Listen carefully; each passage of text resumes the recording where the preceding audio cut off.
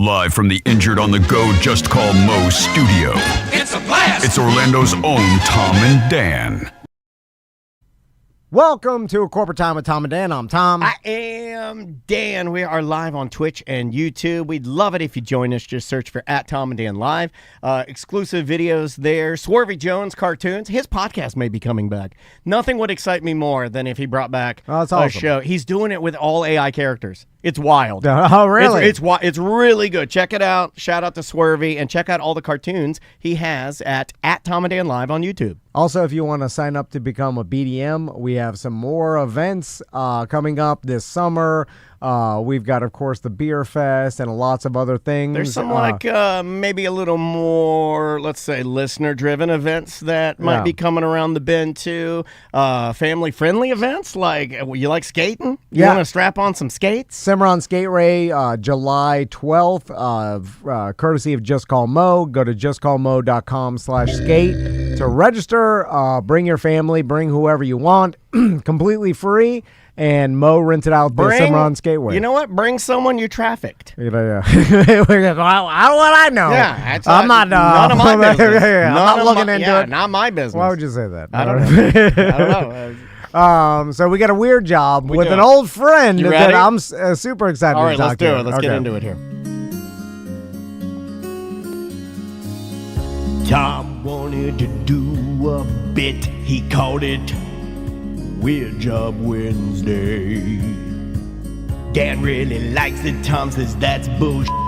It's another Weird Job Wednesday. What are you doing? What is your job? Are you neat? Are you tidy? Or are you a fat slob? Do you make lots of money and you sit up in your tower looking down on all the people who are working by the hour? It's a Weird Job Wednesday. Just another Weird Job Wednesday. Oh yes, it's Weird Job Wednesday. Just another Weird Job Wednesday. Thank you, Tom. Thank you. On the line with us right now, formerly of Orlando City Soccer, one of the only or very few American soccer players to score in every division of U.S. soccer. On the line with us, Jaime Watson. How you doing, Jamie? I am an emotional wreck after that touching open. I wish it would have never ended, to be honest, but it's got to at some point. All good things got to come to an end, and the bald eagle flying away. Wipe my tears and get on the call with you guys and say I am so happy to talk to you two, because I have you to thank for my career and my weird job. I just basically steal what you guys do, minus being funny, minus being able to say what I really think. And I just talk into a microphone now for a living. You are very, very funny, and this is Orlando City legend Jaime Watson. I know that a lot of people hearing this are going to flip out in their cars. I know they are. You are beloved. Like, you are. You know, when it comes to Orlando, that you are as purple as it gets. And like, when we look to the rafters and think about the legends that were part of our team, and I still call it that, even though Tom and I aren't as active with it as we used to be. But man, like, you are an Orlando City legend, and thank you for coming back on the show. When Tom said that he set this up, I was freaking out because, dude, we missed you just as much. I miss you guys, man. Oh, gosh. The good old days. We're going to get into it. We're going to talk about it. And speaking of talking about it, they still talk about you guys hosting the end of the year banquet that was legendary. Almost got all end of the year banquets canceled for the club, but it teetered on the getting canceled, having a great time line, and it was unforgettable. Feels like just the other day. We had inappropriate jokes. We had the shabooms. People were drunk. People were getting fired the next day. Certain staff members got let go. It was a different time. It was a different time. So, Jamie, let's talk about what you're doing now. So first, because this is what I find interesting. We see a lot in the media where former athletes get into broadcasting, and I want to talk about your journey going from obviously professional soccer player into the broadcasting role. But not only professional soccer player, and you and I've talked about this recently. Yep. Am I correct, Jamie? Were you 13th overall? What year was that? that you got. That's correct. 2005. So 2 decades ago. My God, that sounds old. Don't worry about that. Don't worry about that part. Oh, wow, that's a long time. Don't worry about that. Okay, don't worry about that part. Just worry about this part. The draft was in black and white, actually. That's all it was. 13th overall. Like, so, okay, this is what and Tom and I've talked about this because it's weird to meet somebody that, in MLS Super Draft. We've been to the Super Draft, Tom and I. Yeah. A lot of pressure. The energy there is crazy. What did it feel like to you to come in at such a high draft pick? Because that's a rare, I don't know many people. He's like one of one that I know has been in like a top 20 draft pick? Yeah. That's wild. So what did it feel like? Well, it's great. I'm sure if you asked somebody, 20 years older than me, if they got drafted, they'd be like, yeah. And then I had to go over somewhere to a country I didn't know in a different part of the world. It wasn't great. This draft was much better. It was a lot more fun. But I will be honest with you, man. I was nervous about when teams would come up, right? Because, a city comes up and you're like, Kansas City's on the clock. And you're like, I'm being honest, I don't really want to live there. Right. That's the answer I wanted. Kansas City catching strays 5 minutes into this, right? And then it's like New England, and I'm like, ooh, that's kind of expensive, man. And I'm like, 18, so I'm a tightwad here financially. So I'm like, I haven't gotten the first paycheck yet. So I'm like, yeah, your boy probably can't live there. Don't pick me. Yeah. And then Salt Lake comes up at 13, and I'm like, yeah, this is happy mix. Some blonde hair, blue eye. They're gonna love me out there. Let's go there. So 13th overall, and it was great, man. It was awesome. I had no idea what I was doing. Yeah, and they did love you out there at Real, man. And that's a pretty cool. I would imagine within MLS, that's a pretty cool club to be a part of. Oh, it's great, man. And I fit the bill. I mean, I look like every returned missionary there that comes back, 23, 24 years old, except I'm 18. And then the parents were like, oh, you're not a part of the Church of Latter-day Saints. Okay, you can't talk to our daughter anymore. So it was, No, but in all seriousness, man, it was really cool. It was nerve-wracking because as much as I'm like, oh, I don't want to go there, or I'd love to go there when each team is up, you don't have a control of it. So was it either 5 minutes or 10 minutes that the team is on the clock, you're thinking about, is my life about to be in this city? Okay, do I know anybody there? Do I want to live there? Right. Is that a good situation? And then that 10 minutes comes and goes, and you're like, okay, next. Like, we're on to the next one, right? And then it's the next one and the next one. And it's just, there was the Dallas team where my hometown is. They were the team before at 12. And they were the team I thought I was going to get drafted to. So they go, Dallas is on the clock. And then they go, Dallas has made a trade. And I'm like, wait a minute, did Dallas pick me, but then trade me somewhere else immediately? So I do get to fulfill my dream of getting picked by my hometown team. And then within seconds, I'm booted out of my hometown team and then ended up being for another player. I go the next pick. So it was a roller coaster of emotions. And then, what happens. And then you're just thankful for your family that's there. And, that you're just like, thanks, mom and dad. Yeah. You don't really realize at 18 what they all did. But I would love to do that draft speech again. I would spend more time thanking my parents and coaches and less time thanking my insignificant girlfriend at the time. Immediately we broke up, I don't know, a month later.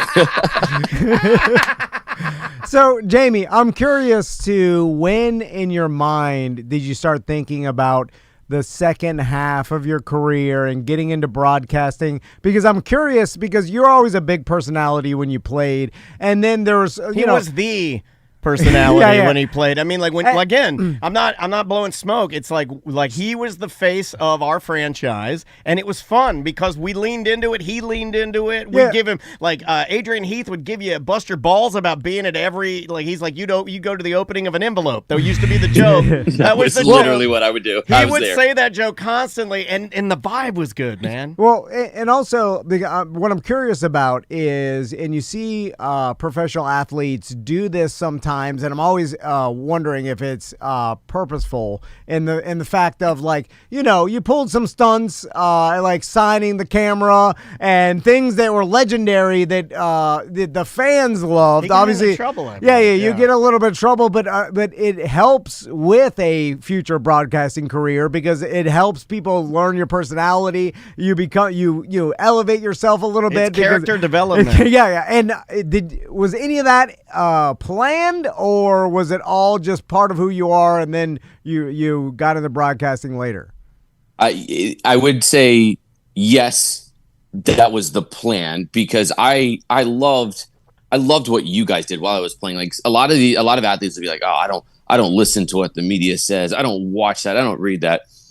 Okay, well, I did. I mean, I absolutely read the media. I watched what you guys were doing, and I was like, that looks amazing. That looks so much fun. And then I'd be like, all right, I got to stop watching it. I got to, make sure that I subscribe to be a BDM on a pseudo account, right? Just so that way it doesn't. It's like, hey, also, like, why is your name attached to being a BDM? That's not a great look as a professional athlete. It's really not. But that's my guys, No, it's really not. In all seriousness, no, it's one of those things that I looked at you guys and I was so enamored with your life. Now, I was really good at kicking a soccer ball, and so I just rode that wave as long as I could. And every time, you remember this, we'd sit there, we would do the interview at the house in Lake Baldwin, and we would have a blast doing it. And then we probably spent more time after the show was even done in the recording, sitting there talking, and I would just be picking your brain. I would be learning from people that were really, really good at what they do. And that's you guys. As much as you guys want to act like you're like, we're just winging it out. No, you guys are brilliant at what you do. And you always have been. And I could see that early on. And I was like, I have no clue how you're doing it, but how's the magic made, right? It just was so fascinating to me. And then, every chance I got, this is some of the best advice somebody gave me early on. A buddy named Brian Dunseth. He was like, just say yes to everything, right? Even if you're not going to make a ton of money, even if it's going to be some sweat equity, just do it. Just say yes. And so I did that. A lot of times I would have to tell my then girlfriend, then fiance, now wife, Kaylee, who I met in Orlando while I was playing for Orlando Please City. tell her we said hello. She's the sweetest person in the world. Oh, she is. I don't know what she's doing with me. Yeah. We would say that too. I have the same. I have the say same that behind thing. your back. Yeah, you could say that about Andrea to me. Like, look, we all, and Crystal to Tom. Like, we all. Okay, Tom. I don't know anybody says that. Tom said no on that one. we all keep our coverage. We deserve each other. But it was one of those things. Like she would just be like, okay, I trust you. Go do it. I would learn. I would be like a sponge. I would absorb it. And then, I can't take too much credit for the signing of the camera because that was actually Austin Hiddle, who was the video guy in Orlando. He's now with the Atlanta Falcons. Yeah, and mind you, this guy is like blown up. He was like on the cover of Sports Business Journal. Yeah, I think he's the head of it. I think he's the head of their video department at Atlanta Falcons. Shout out to my Falcons. Rise up. We were trying to get him for an interview, but we had to kind of settle for Dennis. I knew Tom was going to be so mean to you because that's how we used to do it. We'd just be busting each other's balls and having so much fun. If it was just Austin and then me, I will take option B because I remember when you're like, hey, look, we had like 9 people cancel. You want to come on the show today because we are in some trouble here. We got some bills to pay. And I'd be like, yeah, well, come on, let's go hang out. It'll get me out of a second practice. You're joking around a little bit, but at the same time, I can remember when we worked in the, obviously we were doing social media and we're doing, promotional aspects and we're working in the marketing department of Orlando City. And you did kind of, yes, it does make sense to hear you say that was the plan because there would be times where something would happen and they would need, hey, we need some photos of the jersey. Who do we have? And then who would they call? Jaime Watson. Because they knew that, you were, again, you were the guy that was going to say yes to it. And it's probably a really good thing that you did. Well, you know what? Not everything I did was good that I said yes to, because there was also a moment when Tom came to me and decided that he had a great bit for Junkie the Bear, and he needed me to actually wear the Junkie the Bear outfit at an Orlando Predators indoor football game, because there was a promotion going on, I believe, we're probably doing no free ads here. It was like first. It was like Fairwinds or Fairwinds. It was Fairwinds. Yeah, some bank. Fairwinds. Oh, this is one of the greatest memories I have, JB, is when we scammed the Orlando Predators and Fairwinds because essentially it was the statute of limitations? Allegedly. Yeah, let's go with that. Thank you, Jamie. It was like for every field goal I kicked, some Fairwinds customer got like $1,300 deposited in their account, and then I went to ran in the back, switched the bear suits with Jamie, and then Jamie came out. It's funny because I was like, "Don't make them all," and he had a hard time missing. I remember that. He was literally ringing it, man. He was he's like, I'm trying to miss. I'm like, you keep you've won on the hook if you made more than X amount, and I was like, well, allegedly. And I was like, okay, well, I'd look over at the person. I'd go, yeah, you look like you could use a couple extra $100 in your bank account. Here we go, right down the middle. And I'd look over at, I don't know, some guy being a douchebag who was drunk. And I'm like, Yeah, this ain't happening for you, pal. Just put it wide. Like, Yeah. Oh no. I mean, he really was holding a lot of these on the field Predator hillbillies. You were holding these Orlando Predator hillbillies, that 1300 right in your palm, and he could decide. Allegedly. Yeah, allegedly, he could decide whether or not. And do you As remember you were him coming doing that, out? Jamie, I was looking at you do it, and I was like, one day he'll regret this. Do you remember That day ain't today. Not yet. I do remember like beforehand? looking at people thinking they'll regret this one day. It's my favorite thing. Do you remember beforehand, like when you guys walked out and I was with you, and then you're like, "Oh, this is where we're gonna be." It was way ahead of time, and you're like, "Can you do this?" And you said it on the thing. It's like, boom. It was like first time. It was like, Yeah. it was like, oh no. I was like, you know, kicking a football is a little different than kicking. Oh, you made it easy. It's like, oh, this is pretty close. So It was hilarious until the fear in your eye of we had made all the ones we were supposed to make that they had allocated allegedly, it was like you were looking at me going, "Hey, look, it's all fun and games until we got to go out of our own pocket." Miss it. Yeah, it was man. incredible. Oh, what a great story, man. Alleged story. Correct. So, Jamie, let's talk about your first broadcasting gig. Actually, let's tell the audience what your official job title is right now.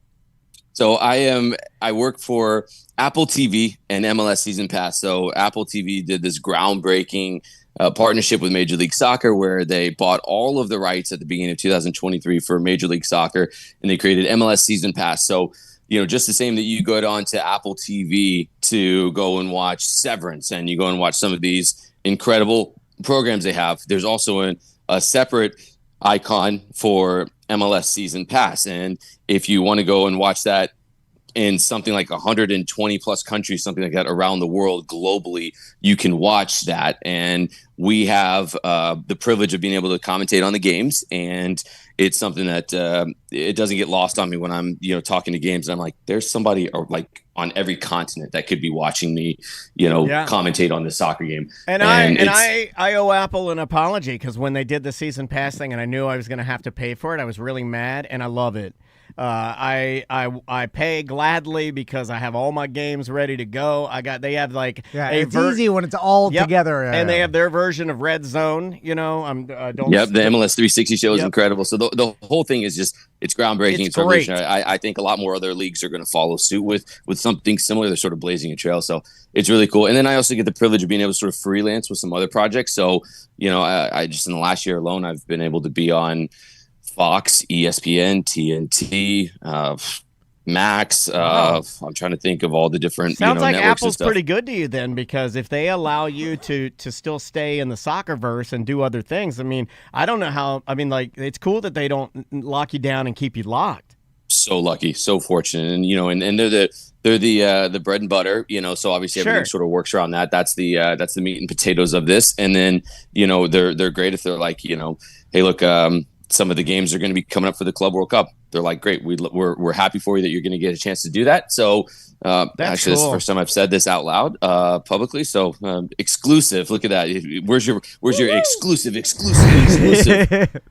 You know, no, but I mean, they're great about that. They're supportive and they care about us as broadcasters and want us to do well. And they care about the product and stuff. So it's really cool, man. So I get a chance to commentate on games, and you know, if I'm sure most of your listeners know this, you know, you get. Normally, when you turn a game on, you hear two idiots talking about the game. I'm one of the idiots. And there's a play-by-play that tells you what's happening, and the color commentator will tell you why it's happening. And generally, it's a former player that's gotten a chance to retire and is too old to do it, but can tell you why it's happening. That's what I'm doing now as the color commentator. And it's so much fun because I sit there and I do it with my 9 and 8-year-old boy, Cade and Jameson, and my 4.5-year-old daughter. She is smart enough. She just runs away and doesn't listen to me. So I do it on the couch for games whenever I watch.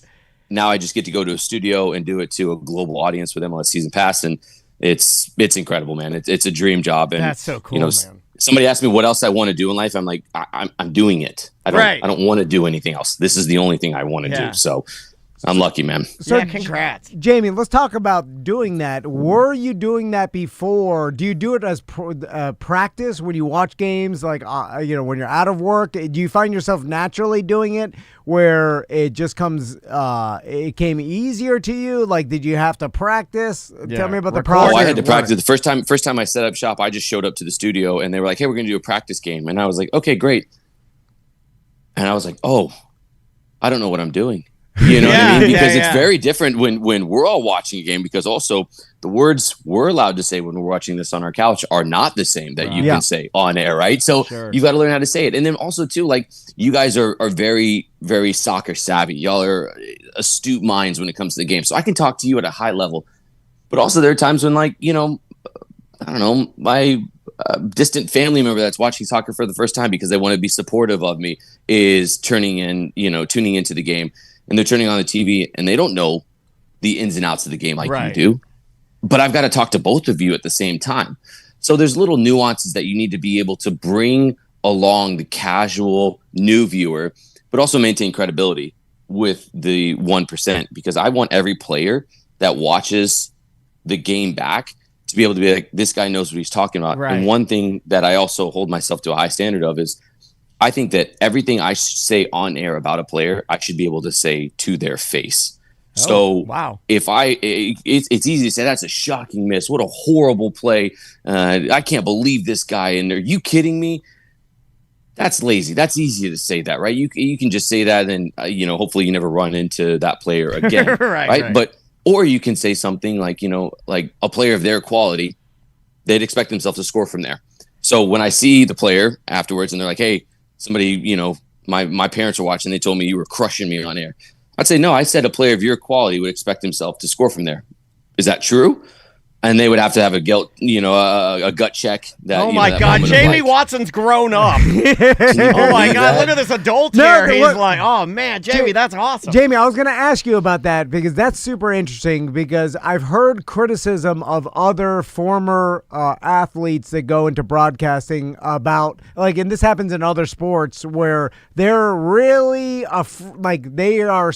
they do not want to say anything negative about other players because they feel they remember being in that role and they remember how that felt. How it feels. So they kind of stop themselves from any negativity at all. And sometimes it's like, well, you're not a hindrance. You're not being truthful because the audience is like, well, you're not calling that player out for that, right? And then they just avoid it altogether. But I like your approach, which you're like, hey, I'm tell gonna the truth, but within reason. I'm gonna say how I would feel if I missed that shot because I was a player at a high level, and I would feel like I should have made that, and I was disappointed in my performance. Yeah. And I like it's more honest. Yeah, phrasing it like that is pretty, because you do have to maintain the relationships with the players, because if you piss them off, then all of a sudden they don't talk to you. You know, you can't get the same out of them, and that's pretty interesting. Well, and and there's a reason why. My second goal that I ever scored in Major League Soccer, it was in Dallas. I was 19, first time playing back in Dallas. I didn't know how to say no to any friends that wanted tickets. So I was like, yeah, sure, I'll get you a ticket. Sure, I'll get you a ticket. Yeah, we never talked, but like, you want a ticket to the game? Sure, I'll get one. And then when the bill came, they were like, hey, we actually don't have any more comp tickets. You're going to have to buy 50 to 60 tickets for this game. And I was like, oh boy, I'm like hoping that the check clears type thing. It was like that expensive type thing early on in my career. First time I'm playing in Dallas, I get subbed in at halftime. Our team's losing 2-0 at the time. I come in, and I don't know, like 5, 7, 8 minutes in of the second half, I score a goal, and I run off to the corner where all my friends are, like, casual celebration. I'm not going crazy or anything, but it's a goal in my hometown in my rookie season. Yeah. All my friends and family are there. But the commentator, I remember, he says, "Stop celebrating, kid. You're still down a goal."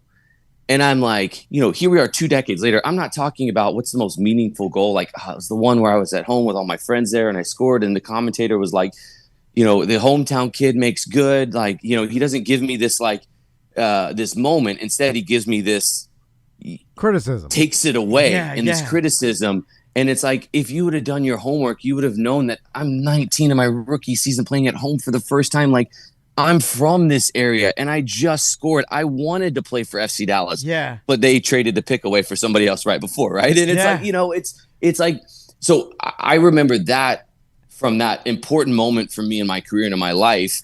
But because the commentator didn't do his homework and didn't care in that moment, he just sort of said some lazy commentary that was negatively impacting me.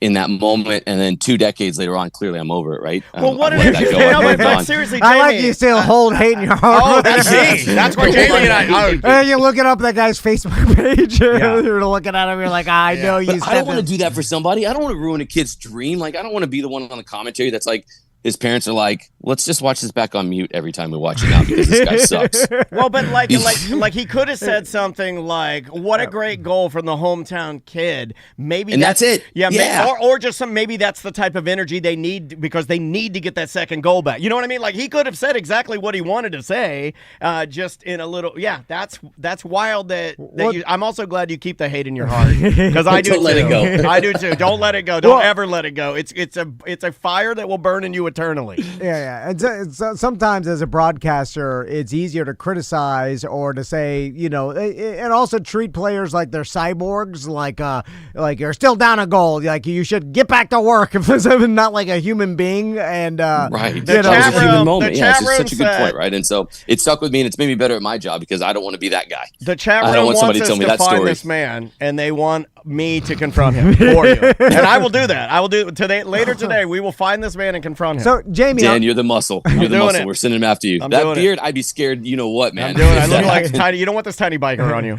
So, Jamie, how much do you have to research before a match as far as like getting players' names right and stuff? Because that's where I would be nervous, just like because I'm like, okay, I could talk, but then when it comes down to facts and getting players' names right and getting because this is all off the cuff. And you only have one chance, and then so he's like, you can't throw out a stat that's wrong because people will bring it up online. All this stuff lives it's eternally. Real time. They can tweet at Jamie Watson, and then it becomes some social clip where you're saying something wrong, and then it's like, oh god, like it's like one mistake out of a 2.5 hour broadcast, and people pick it apart. But how much practice? You're not wrong. Or how much research? It's so much, and here's the funny bit, right? Like soccer is an international; it's a global game. Not everybody that plays soccer is named Tom or Dan. Love Toms and Dans. I love those names. And there's somewhere I'm going, I'm sorry, what's that letter with some squiggly lines around it and on top of it and on the side of it and below it? And what does that mean? You look, at the end of the day, with like anything, you get out of it what you put into it. If you want to be lazy and just show up and not do your homework and not study that I'm from Dallas and I'm playing FC Dallas for the first time and I've got a lot of friends and family, and you want to just say a lazy commentary because you didn't want to put your prep work in, that's fine, but you're going to get those moments where you screw up and you mess up or you miss something important or you misspeak about something that you should have known was important, but you didn't because you didn't put prep in. So, but if you put the time in, you avoid those moments, you are more likely to succeed because ultimately, there's a good chance that I've got to learn the life story of 30 players on a roster, and then the game day roster comes out and there's 20 guys on it. Instantly, a third of my prep goes to the mental wasteland, right? Trash. Yeah. And then 11 players play, and they may not make a sub at all, so it may just be 11 players. So then 2/3 of the life stories I've learned may go to the mental trash.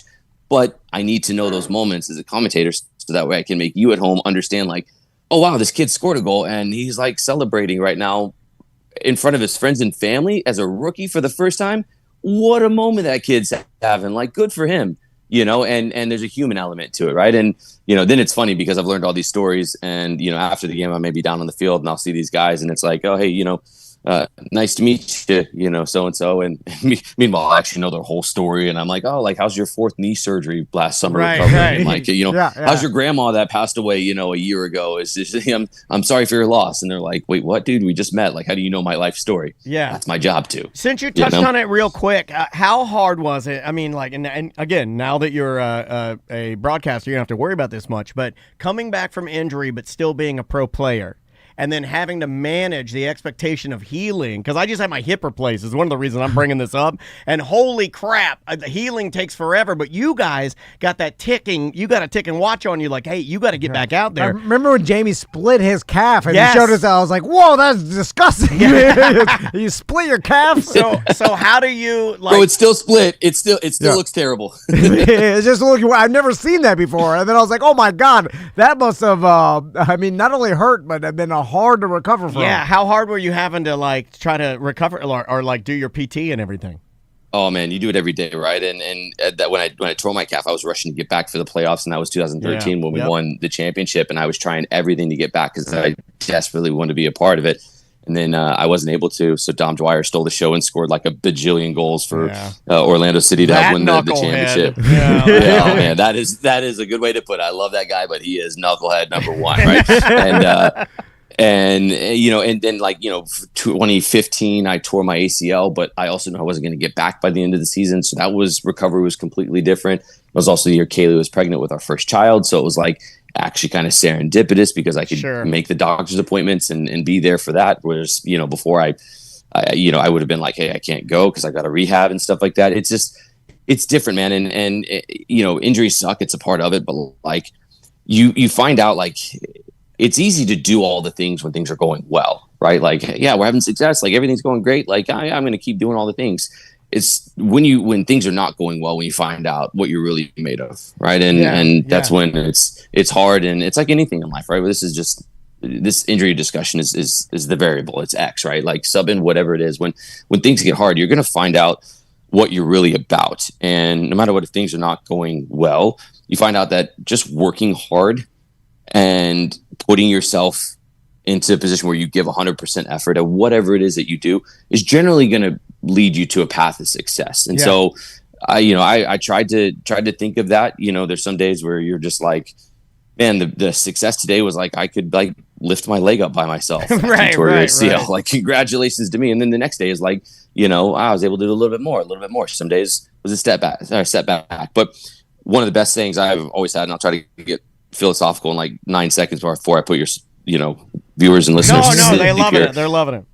You know, everything that you do, like if you have a goal in life, I was always told just put it at the top of the staircase, right? And some staircases are 20 stairs high, and some are 4, right? And whatever you're doing though, make sure that you're taking a step forward or 2 steps. And some days you're gonna take bigger steps forward and you're going to get close to the top. Some days you're going to take some step backwards, right? But you just got to keep moving towards the top of the staircase and to that goal. And so I tried to think of that. And some days it was little milestones and little steps up. And then some days it was like we took a big leap forward. And so try to do that with anything. And I think that applies to whatever it is in life. Just put your goal at the top of the staircase and just keep climbing the stairs, man. And you'll get there, and it's the next step. No, I'm sorry. Well, it's a mindset of a winner. He's got the mindset of a winner. He does. I had to yell gay at the end. I'm sorry. By the way, it's a show rule we have. I see Jamie on his off time. He'll run. I don't know how long your run is. I'm following you on Facebook. You're trying to compete with an athlete? All right. But I see he's got a medal on. I'm like, wait a minute.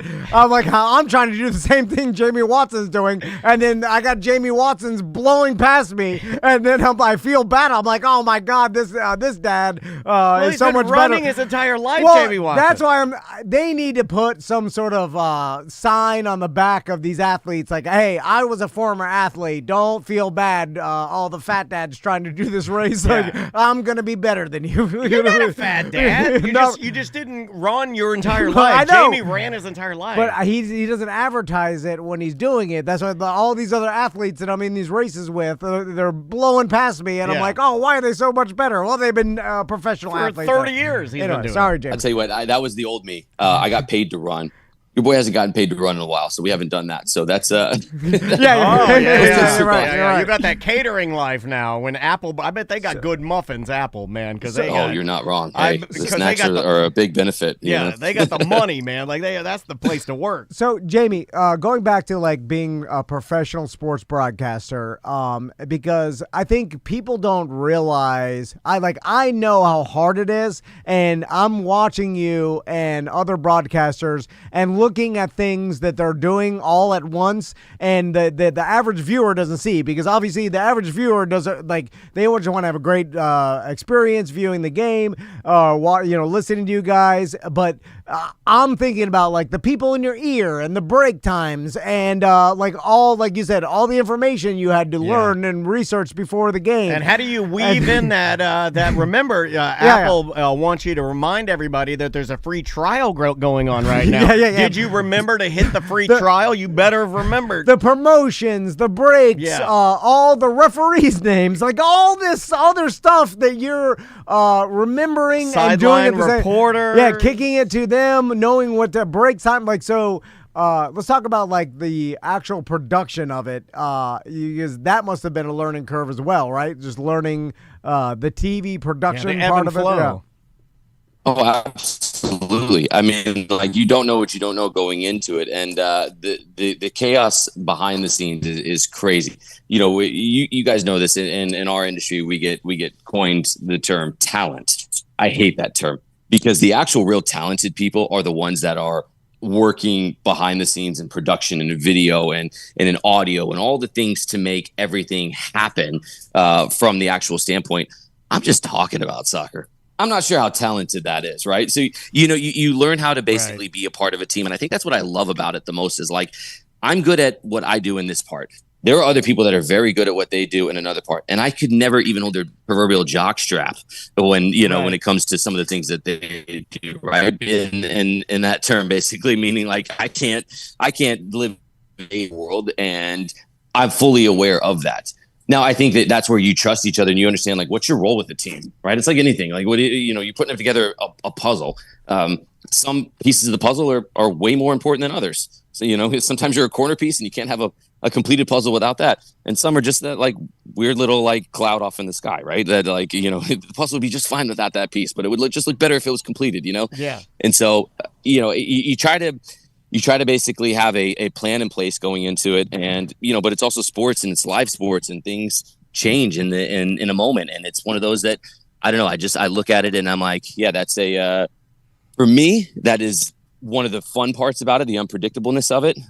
There's no monotony to it, and so I think that's really really cool. But yeah, man, you make a mistake and you just move on from it. You just got to be able to have a short memory and be sort of resilient with your mindset, because if you let one mistake turn into two mistakes and then it compounds, it gets out of hand, it gets out of control, and then you're done, right? It doesn't go well, right? So you so that's how I try to do it, is just try to have a short memory when look, you're going to get comments about everything you do.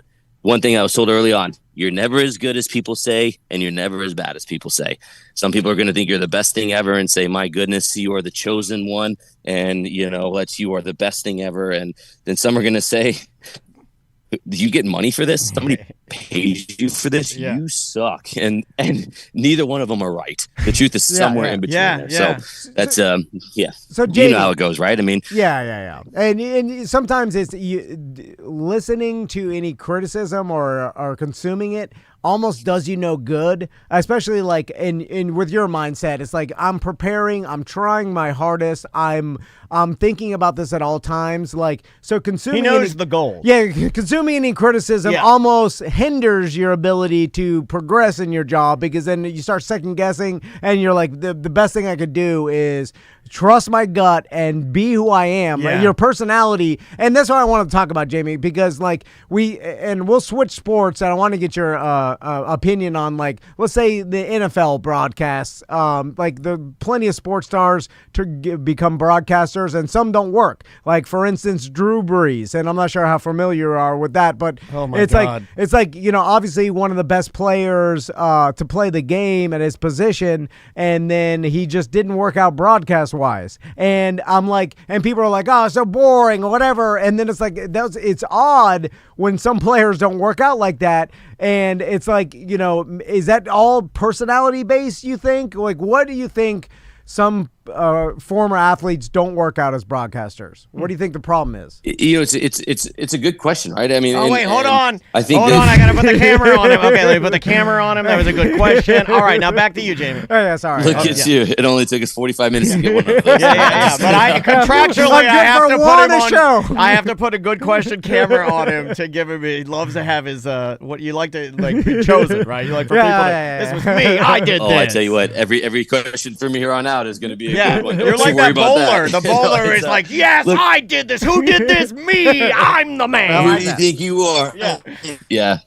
No, I mean the reality is, I think that there's an element to this that you can say it's one of those that it's such a subjectivity thing and such a likability thing, right? Like it's a piece of art, right? You could look, one person could look at it and go, I appreciate it and think it's amazing. The next person could look at it and go, yeah, not for me. And that goes back to that confidence thing, like you were saying, Tom, a second ago. Like you just have to have confidence in yourself and what you do. And I don't know, some people just don't have a passion for it either. It's like coaching too. Some players like to go into coaching.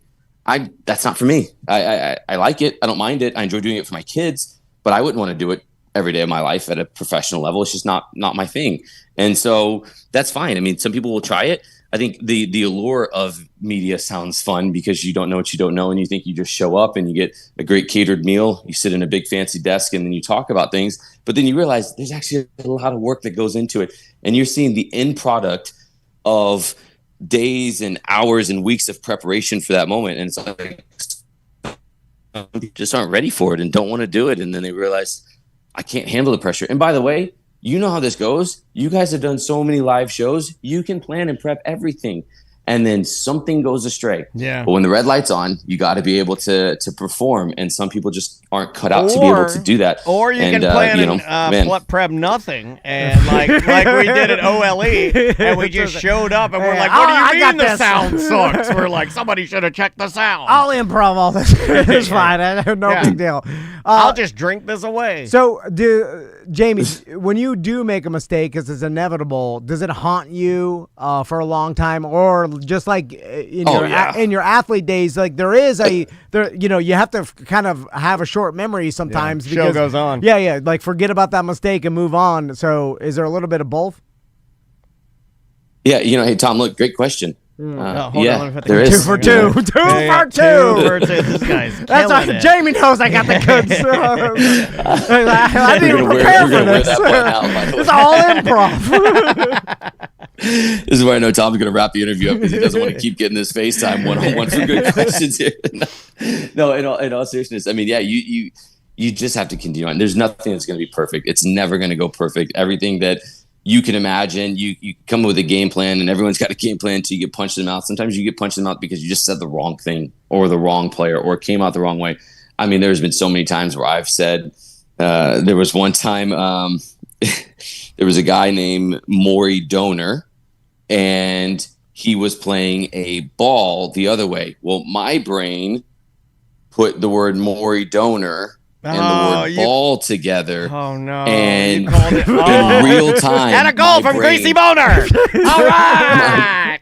My brain just stopped working for like 3 seconds, long enough to give the soundbite that I don't want to have. I'm sure they put it on social media. The boner. And here's Jamie boner. Just made a remix out of it, and now it's a top 40 hide your song. kids, right? hide your wife, boner. Yeah, see that one to me is like a nothing in my brain, like a miss. That's because you do it all the time. Of course, the person that does it all the time would say it's a nothing. But like when you get a fact wrong about like when someone got in the league, how are they drafted, like what team they played for. See, that one would bother me more because it's like just a flub. Because it almost like it represents maybe you didn't do enough research or something, or people like think, I going too fast. Yeah. Some like misspeaks. I feel like that's a nothing. I don't know how you feel about like that. I think it's hilarious. I mean, I laughed. I mean, what are you going to do, right? Like, I didn't purposely try to say it. It was just like, yeah, that happened. So, I mean, look, at the end of the day, I'm talking soccer. It's not brain surgery, right? You know what I mean? So I'd also look at it as like, this is a really fun job that I try to make entertaining because you got enough serious stuff going on elsewhere in the world. So for 90 minutes, can we make this fun? Can I teach you a little bit? Can this be enjoyable? And then you got 22 and a half hours the other day to go and stress and worry about other stuff and have it be super serious and all that stuff. If you choose to, I choose to make it try to fun and enjoyable where you like, I want to have a beer with that guy. Yeah. That guy is the guy that like, I bet he'd be fun to hang out with. And, and then there's times I gotta, let you know that what you're watching is not good enough, and this team, you should be disappointed in your team because it isn't going well. But for the most part, man, I try to approach it with that, and I'm I'm lucky to do what I do. You're I probably love doing it. a little bit of that last night with the U.S. men's national team, weren't you? We did have to do that. We did have to get a little bit strict. That was a rough one. Who would have that guessed didn't- old Switzerland put it right on us? Oh, Lord. 4 goals in the first 36 minutes. That did not go Is to the it game true we plan. got booed at halftime? You Yeah, watched it? I was Oh, there. Yeah, there was some booze that happened, but that is what soccer. happens sometimes when you have high expectations. And we're 12 months today from the start of the World Cup, the biggest World Cup, the most important one for the U.S. men's national team. So there is expectations that it's going to go better than what it did last night against Switzerland. And Let's hope. Look, here's the thing: you got to face a little bit of adversity and find out how you're going to respond to it. And so I look at this team as they've now got their adversity 12 months to the day from when the World Cup starts. You're going to have to figure it out. There's no other option but to figure it out. And so we're going to find out what this team is made of, and it's going to be interesting to see how they respond to it going terribly right now. And who wants to step up and be the one to fix it, and who's is that player that we don't even know yet is that's a what part I of think. the national team program. I think that maybe that'll happen. I mean, I know our bench is short. It's going to be a rough one, but it's certainly interesting. We're running out of time, Tom. Make sure. Last thing, Jamie, before you good question from Tom. Well, this is more of a personal question. Are you turning your kids into soccer players, Jamie? Or do they have it inside them? Do they have the love for soccer? Well, you have to indoctrinate it whether they. It's called the Tiger Woods dad. Whether they need it or not. You could make some really good soccer players. They don't have a choice. It's all about them living up to dad's expectations. I'm living vicariously through them. No, all seriousness, man, I don't care what they do. I want my kids to be happy. If they want to be soccer players, great, let's do it. If they want to be, it's like anything. Be the best that you want to be. If they want to be a garbage man, go be the best garbage man you can be, pal. And I'll be there to sit there and cheer you on. Anything. I'm going to help. Jamie, that's too much of a healtty outlook. This guy, you sound like a really nice guy. You can start the training now every morning. Just, like Deion Sanders make, for sure. And then imagine. They're saying that he looks really good. When one of your kids get drafted 13th overall, you imagine the feeling. Yeah. You just have to put everything you got into it, and it's going to be rough for them. They're going to resent you. They're also going to resent the hell out of you. Yeah, but they could be the best. Right? You made me a garbage man. Why didn't you make me happy so I could land a hot girl like your mom? Like mom, Well, Jamie, that's what I'm going to tell him. You pro athlete, it'll lead to being able to land the girl of your dreams. That's the way I do things. That's the motivation right there, fellas. Exactly. Jamie, it's been a pleasure talking to you. We appreciate it. We'll talk to you again too. And obviously, if you're ever in town, please come and see us. Okay. Oh, I cannot wait to, guys. I miss y'all. Big fans of you guys and lifelong fan of y'all as people, but also of the show. So right back to you, thanks man. for having me on, man. Love to the family, too. It's been awesome following you, and, congratulations on your success, and we'll be watching you. And we'll see you on Apple TV. Yeah. Nope. Okay. All right.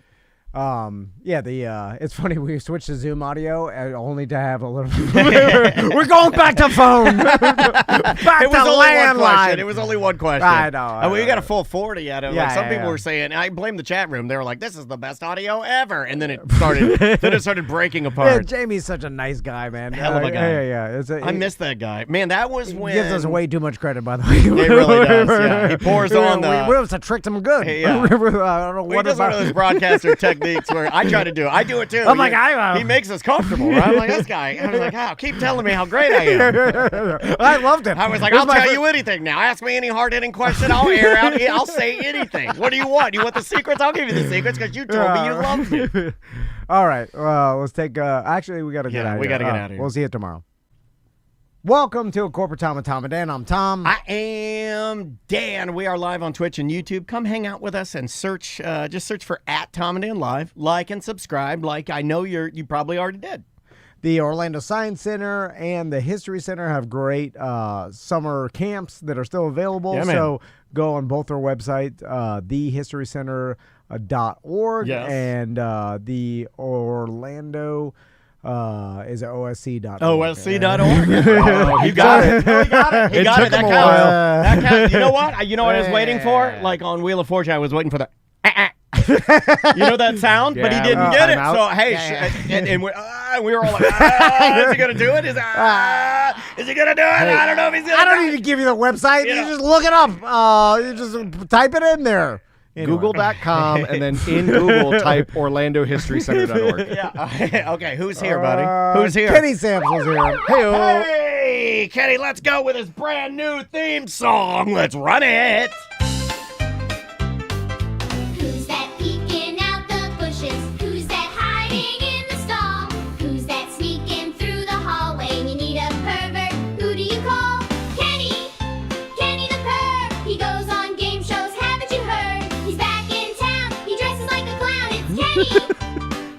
Kenny the perv. Yada-doo-da. Hey. That was a nice little ragtime. What do you think? Ragtime. What do you think? He's back in town, dresses like a clown. And Kenny the perv. we paid real children to do that. Those are real children. Those are We're- real children. We're anti-AI We're now. anti-AI We now. paid a lot of money for that. AI is just a bunch of AI-generated garbage. A bunch of garbage. Do you think those kids, and I say kids, do you think their parents got paid? Because, we grew up with those cassettes of, like, the chorus of kids singing Mary Had a Little Lamb. No, and of all course that stuff. not. Of course not. Did they just find some local school and, like, secretly record them? And No, crank out a those, lot of those were, tapes? that's when you could still take advantage of musicians. And you can steal all their money. So, like, you know what comes to, if we're just going to tangent, I'm thinking now of the she was a child singer named Charlotte Church. I think she was an opera singer. Yeah. And, like, unbelievable mega talent. And her parents were basically controlling her. And, I mean, as a little girl, putting out album, and making all this money. And then eventually, I think she had to detach herself from her parents, and there was like a scandal. It was just a big mess. But I think she was one of the first times that I realized that parents and, you could use your child as a vehicle. I'm hoping to use Maisie's dance ability to get something out of it. Well, you're the only hope. Give me something, man. Give me something. You could. I'm fine with stealing your kids' money. Okay. Look, if now my that I daughter, have kids, I'm like, if you make, you know how much money I spent on you? If you can start doing something. If my Ryan's parents from those Ryan toys when he opens it up and he's making millions. His parents are loving life. Oh, that dad! I don't trust that dad as far as I can throw him. But I look So at if Maisie could just get me into Epic Universe wheelchair passes, I'm fine. All right. If she could do that, I'll die a happy man. All right, 6 years from now, Maisie and Max go on America's Got Talent. I can with see that. A dance troupe. I can see that. The Jabberwockers. Well, Max doesn't like practicing. Yeah. That's going to slow us down a bit. That's all right, though. It can't be with the troupe. It has to be just the two of them. I'm like, you have to practice. Practice. And I'm like, I don't blame it. Practice. We talk about practice. I hate practicing. Now that's an AI I can support. You're like, it sucks. Have anybody ever practiced? It sucks. I was a practicer. It's horrible. Yeah, I was a woodshedder in my room. You're like, why am I doing this? Yeah, I would sit down. I had and this is probably like where Tom can make an argument. It's in the blood. My mom was a musician. Was one of the only kids to actually have a music stand. Like, I had a music stand in my room, like the fancy ones you would have at like a music department. Had all my sheet music on there, had all my rudiments for all my drumming. I had a practice pad, I had a snare drum, and I'd sit there and I'd set a timer and go to practice. It reminds me of I just completely lost my point. Yeah! You didn't practice for anything, Kenny. Oh, okay. I know. Okay. No, going back to play your practice. theme again. Lamar Jackson, there's like a clause in his contract because he's never participated in OTAs, the voluntary workouts. Essentially, he never because he's Lamar Jackson. I like that. Yeah. I love So Lamar they wrote Jackson. in I his, love that. like they basically said, hey, if you attend 90% of them, we'll give you a $750,000 bonus. And Lamar's like, nah, I'm good. Yeah, I love that. He just straight up No, but I love that. But that's all he not a had to lot of do- money to him. No, $750,000 to Lamar Jackson is a Yeah. what? No, I know, but still, the fact that like any other player on the team, it's like, what? What do you mean? What we put too much, value on these OTAs and stuff. Like these are multi-million-dollar athletes that have the best trainers and facilities in their own homes and have, like on par with NFL coaches, the trainer and training staff. They have private trainers, and there's no reason. Like I know, your private favorite trainer. If you need to run through some plays, okay, but it's beneficial mostly for rookies or people that are just learning the playbook. Like if you're a new free agent or you're a rookie and you need to learn like the specific schemes or the routes, like I kind of understand that. That way, when actual training camp happens, okay, we don't have to worry about that learning curve. We can hit it. But you're right. For a Lamar Jackson who's been there for 7 years and knows that he can just dominate on the field, he doesn't need to show up. Here's what I will say is football and anybody like giant corporations. I mean, like football teams are giant corporations. They're all billion-dollar corporations. And any corporation I've ever been involved in, anytime they do any sort of seminars, any sort of meetings, I've never been to one that I thought to myself, like, oh, this is worth it. It's always been a waste, and I was mad at the waste. Like, it did nothing. It produced nothing. And especially now that we've all done, like, Zoom meetings, I'm mad at or it. email. Like sped everything up. Everything is sped up now. Like, I can imagine them telling me, like, oh, you have to come to, the broadcasting, practice meetings before we get into the season. I'm like, oh, my God. You know what I'm saying? Like, but it's a complete waste of time. But you say that, but I feel like I was talking to an entertainment friend of mine, and when he does like brainstorming type stuff, it doesn't work over Zoom. And he said over COVID, we realized that these type of like in-house, let's come up with great ideas things, that people don't actively give their best work when we're all detached. So there are instances where they make everybody get in the same room to flesh out some good ideas, and I can see where that would be a problem. There is, but that could be done like the hour before, you know what I mean? Like the actual broadcast. So, and for the most part, you know what I mean? If they're professionals, they already know what they're doing, they can just stand where they need to stand. Just tell them where. Here's who's telling me it doesn't matter. The professional players who don't show up. Because I have to imagine if it didn't matter, they'd be there since they're not. Yeah, but then every once But in a while. they'll never know it matters because they've never been, Yeah, right? but- So, I mean, like it's a snake eating its own tail. You'll get a Johnny Manziel who gloats about not practicing or watching tape or showing up, and look where he is now. Hey, burned out. He's gone. Jamarcus Russell. Like, That's an anomaly. The Johnny Manziel. By the way, I watched that Johnny Manziel documentary. It's good. And it is crazy that he got so far so brazenly talking to people around him, admitting that he doesn't. You know, it's like a lot of people. It wasn't like he just like hid the fact that he didn't do any prep, and like he was gloating about He was it. actively people. talking about it all the time. And like Jamarcus Russell at least lied about it. Like he lied that he was putting in the work. So did Gronk to a certain extent. And it just goes to show you how bad the Cleveland Browns organization is, because they have made grave mistakes. I don't know. There's some of their new choices. Let's see. What's crazy is the I reports mean, were bad. like Jerry Jones's son had to physically restrain Jerry Jones from turning in a draft card that had Johnny Manziel's name in it. yeah. Like that story came out that Jerry Jones was ready to submit the card, and his own son had to hold his arms back to prevent him from doing that. That's a great story. I love that. Or guess what?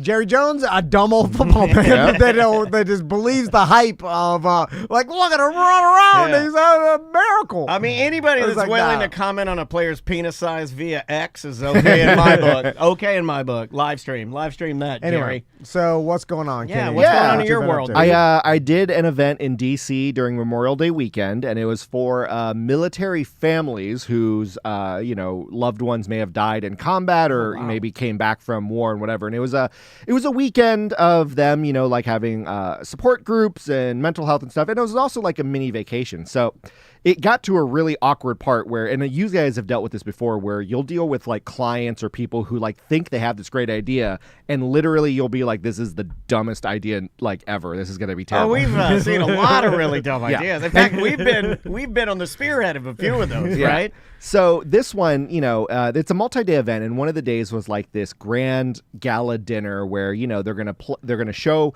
hundreds of photos of people who have passed away. People are crying in the audience. They had these type of things are dangerous games. Yeah, so they had a band there, and the band was doing like one of those in memoriam songs. You know what I mean? Where it's like, hey, we're gonna somber. So they were doing everything. Malcolm Moore's thrift shop.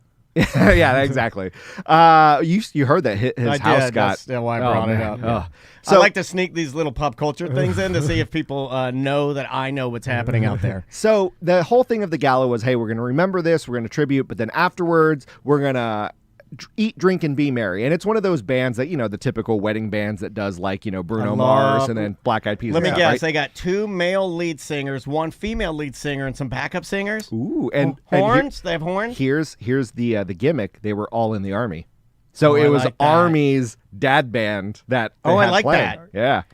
A lot of people forget that the Army, all branches, have bands. Yeah. I have a very good friend that went. A childhood friend of mine Yeah, plays me too. trombone in the Army. I always band. thought it would be cool because it's like you are the toughest of any of the band people. Yeah. And because normally, you're like, I'm Army band or like, I'm Marine band. the Marine Drum and Bugle Corps, it's like, hey, they're going to play the national anthem. They're going to play like the fight songs. But the Army band, it's like, Uptown, funk you up. You know what I mean? Oh, It was just really? like, yeah. Like so they the were sort of Army doing that. band is a little more cash. So if I'm in the boot camp, the Army boot camp, Yeah. and I know I'm going to play trombone, I'm like you don't have to do. you Yeah, don't I'm have gonna to get fat as hell. Like, do I have to be nut to butt naked and you tear gas me? Yeah. And all? Do I have to go through the same stuff? Like, I'm going to be playing trombone. Hold on, tear gas is gonna hinder my breath control and my embouchure. Yeah. it's When like, I hurt my embouchure. why are you yelling at me and shoving me in the mud? I'm Have playing to trombone. Crawl Yeah. under the barbed wire. Well, you talk like that though, and then they're gonna make the trombone players civilians, and then we have a civilian band playing for warriors. You see what I'm saying? they do all that, and it's a digital background, so all the And photos. they're playing Uptown Funk. No. All the photos are scrolling. They're doing the memoriam, right? And then it's like, hey guys, now let's party, and they start doing Kool and the Gang Celebration. Except they don't change the photos of all the dead people that are scrolling behind them. So I bring it up to it. I'm like, hey, we should probably not have dead people while they're doing celebrate good times. Come on. And the client was like, no. Everyone's going to love it. It's going to be awesome. Everyone in the crowd. Let's have their eyes bulge out to the beat. Like everyone in the Let's do it. crowd Do you have any was animators? like Put some, stunned clip art silence. on there. This band was playing. Now give everybody rabbit teeth. No one was dancing. No one was clapping. No one was cheering. Everyone was just like mouth agape. Like, what the hell is going and on? cue horrified Snapchat filter. Yeah, because it was like, again, dead family members Yeah. are being scrolled up. People are crying, and then it's like, there's a party going on right here. I wonder, how that happens, where the person thought that was a good idea, or it didn't matter as much, or like didn't have a handle on like the feeling in the room, or couldn't take the temperature of hey, this doesn't work together. Some people just aren't that bright. I think it's tuned into it. It's a situation of like, oh, okay, I like having a drink, and then someone's like, oh, you like a drink? Here's 18 drinks in a row. You know what I mean? I'm like, well, right. So I think the mentality was, hey, these people are reacting to all these photos. They really connect to it. So let's just leave it up no matter what the scenario is, thinking that it's still going to Because connect. it still actually happen. It's still reality, and the song will make it better. Yeah, exactly. Something but like that. it was just really inappropriate Yeah, that it's like celebrate good times as like, my dead mom's photo is like Yeah. scrolling Oh. behind him. That's rough. Newscasters have to deal with this a lot, which is, and there's tons of, clips of newscasters going from a horrible story to a light story. And she died in the crash. The transition is how hard to get, Yeah. but it's like, there needs to be some sort of visual sherbet. Yeah. To transition from one And police say no children were found alive. Well, this weekend is the Mimosa Festival. Yeah. You can't do that. Yeah, and It's the Dee Dee Mega Doo-Doo. Somebody called it out in the chat room. The most infamous news Actually, blooper of all but time. there's so much evidence of how to do this properly, because they do this at award shows where they will do an in memoriam. I think we've been But a part but of then it. they And then- typically go to commercial right Yes, after. there needs They'll to be fade a to black. break. They'll go to commercial. Have you guys heard the Casey Kasem audio? Because he dealt with this. He was reading one of those letters. Yeah. And the letter was about like paying tribute to a dead dog or something. But the song that was coming up next was like some upbeat pop song that he had to lead to. And he loses And his here's Cyndi mind. Lauper with Girls Just Want to Like Have Fun. he saw that was going to be the bridge, that he had to read this and then what the next song was, and he just lost it on his producers. And his producers were obviously recording because it Which was, also made him a little little crazy because you just could have easily said, well, this doesn't fit well. Can we play a different song? You didn't need to start yelling the F word. I don't know if you could play it on ACT. What are you, egomaniac? Typical host. Typical host. Yeah. I don't know if you could play it on We can't. it because like he cursed crazy at his producers for even putting him in that situation. Well, that was a time when, and it kind of carried over to my generation of radio, when if you were a host, you did have producers that did everything for you, and you went in there, and what you did was gospel, and if they screwed things up, it was their fault, and it would make you feel better to scream at them and belittle them, and then you make them eat trash out of a trash can. To his credit, though, I think that same scenario happened to Jim Phillips, and he wasn't yelling at Otto. I think he was yelling at the fact that sales. I bet he was yelling at Otto. I bet he was yelling right at him. But like big fat piece of crap. Like he literally went on like this political rant where he was angry, and then going into commercial had to do a live read for some stupid advertising. You know what I mean? And he look of in. But like on air, he was like, "Why would sales make me do this? Like they know that my first segment is always going to be." He cared too much. See, when I used to put an Alexis ad up next to a Ford ad, I didn't even care. I just let it roll. Well, why not use it for on-air content? That's the first place my brain goes, where it's like, oh, this was a mistake. This shouldn't have been put together. But then, so the next segment. So talk about it. I'll talk about it and pretend to yell, or not even yell at the producer, be like, wow, where'd you put this song? It sounds, crazy. And I go from the dog, you peel the curtain back a little bit. But when you're Casey like, Kasem, though, when you're Casey Kasem, you have this like aura of... He didn't broadcast like we broadcast, 100%. Yeah, what we do... Take it too seriously. There are still some radio people that very much dislike the fact that you and I are not fully invested in it. You know what I mean by that? And I'm not... No, I know, yeah. They take it too seriously. Yeah, the fact that we... And I if laugh somebody at walked that. in right now and on the air, I'd be like, who is that? Is that the pizza guy? Bring him in and put him on the air. And then people would be like, why are you doing that? You can't do that. And I'd be like, I can do anything I want. You're like, what's the static sound? Turn it up. Turn the static sound. Oh, God. You're ruining your own show, man. That's funny to me. It totally reminds me of Dan Marino when he got way too serious on Inside the NFL. Like, he was doing a pre-recorded thing. He stumbled over his own words and then punches the desk like out of anger. Yeah, I do like that. And then everyone else just he's a competitor. And then everyone what I mean? else on set is like, oh my God. Yeah. Like they were freaking out. And these are like long-time broadcasters who have been in the industry for decades. You know and what? Dumb Dan Marino punches the desk in front of him. Dan does look like the type of person that could out of control choke you, right? Yeah. He looks like, because he had that the swirly curlies, Yeah, and he was big as hell. Yeah, he's also super horny. Read some of the stories. He's as horny as a dolphin. What? Oh my God. The short He's got shorts. a curly penis. Oh, his short shorts that he would just rock in the 80s all day. Yeah. Oh, my dad had the same shorts. They look different on a fire plug man. Those type of shorts, me and my dad are fire plug men. The shorty shorts look different on us. Still to this day, people are impressed by how well Dan Marino could throw football and still put him He's up in there. good shape now, right? Like, are you talking right now, or are you talking No, back in the day? no, back in the day. He's a stud back in the day. In his prime, people are like, Dan Marino threw the best football in his prime, like even compared to the current day superstars. And I'm always like, it's so weird to me that he was able to do that at a time where there was so little training and nutrition, like recovery, And he has- like all this stuff. And like, And why? let me could say something for all the Dolphin fans out there, and he has nothing to show for it. Yeah. Right. But That's I think that's what stings. that's right? just- nothing to show. That's for almost it. natural. Literally a nothing but a knee brace to show for it. That was natural, like gifted ability. Because you're right, in an era where people at most were throwing 3,000 yards, he's like 4,800 yards, 47 touchdowns. Yeah, Super beast. Yeah, in a time where the game was played differently, or is getting annihilated. Oh, yeah. But Concussions everywhere. You know what? When you're that Why addicted could to he- sex, you'll do okay. I feel like Why was he so good? It's just like it's What just if it some was the natural sex? ability. What if it was the horniness, powered by horniness? Well, I mean, it just goes to you always get one of those athletes every generation. Like, okay, Yeah. we've seen good swimmers before, and then Michael Phelps just obliterates everyone in Yeah, one fell yeah, swoop. You know, so but you're always just what gonna really get put him someone. on the map for me was smoking weed. When he smoked weed, I'm like, I like that. What a guy. narc. But also his body type was, the quintessential perfect for swimming, and how tall he was and his arm span. Looks and everything. exactly like So, EJ. But nothing great about Marino. You know what I'm saying? Like genetically, Well, he's big. Yeah, He's tall. He was He's tall. tall. But Yeah.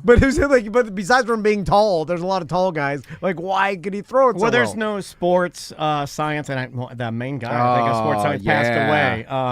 John I Brinkus. meant to send that to you. Oh, Yeah, God, I saw that sucked. That was super sad. Because Yeah. and way young, but there's got to be somebody breaking down the mechanics of Marino's throw online. Definitely. Somebody's breaking down why he was so good. Every time I think of Sports Science, I always think they did a segment where they had Kevin Love, the basketball player, try to box out a sumo wrestler who's just like two hands shoving him. And he's just like some 500-pound sumo wrestler. And yeah, I mean, Kevin Love is a big dude. You know, he's strong. Yeah, but, I'm but it's just weight at this point. I know. It's like, you know. The sumo wrestler's just standing there staring at him like, what are you doing, bro? It's funny that you're like, look at this guy. Like they did this with Micah Parsons too against the sumo wrestler. They're like, look at Micah Parsons can't even move the sumo wrestler. I'm like, he outweighs him by 100 pounds or more. like it's just a weight Some at of this those point. sumo wrestlers are a lot heavier than you think. Like I know it's technique too, but it's really, you know, if you took a sumo wrestler that's in the lightweight division against Micah Parsons, like he's, you know, it's going to be. I've always harder wondered, for him. and I get it. This was technically like a plot in that movie, The Replacements, but if sumo wrestlers are so good at holding their ground and shoving, why? Because we've seen rugby players from Australia. You're going to send Billy Crystal to Africa to find the greatest. It was Kevin Bacon. Yeah. No, okay. So you see like an influx of Australian rugby players becoming punters because the skills translate. How come you haven't seen a wave of Japanese sumo wrestlers train for football? The closest American we football? get is Polynesian athletes. When we get Maoris, Yeah, but we have a lot of Maoris. But they typically play defense. Yeah, They're typically yeah, on the yeah. defensive True. side. But you would think, like with the advent of the of American football being popular, that a lot more Japanese people, hey, I can't make it in sumo, let me train. Yeah, because I mean, there's some skills if it's like not being pushed out of the circle, like that would benefit you as a lineman. And some of it You is know, all like, techniques. like Have you seen the pushing little white other guy? giants around? Yeah. Is beneficial. And it's about Do you know balance what I'm and talking about? There's a little white guy that entered sumo, and he's like a legendary guy. And you can look him up, but he started working his way through the ranks of sumo, and he was so well respected because he just respected the sport and was good at it and would learn all the took it techniques. seriously. But he became very good. But because I believe, like, maybe it wasn't a family thing, or maybe it was because he's a Westerner, he wasn't able to ever, like, you're never going to do the real thing because you're a Westerner.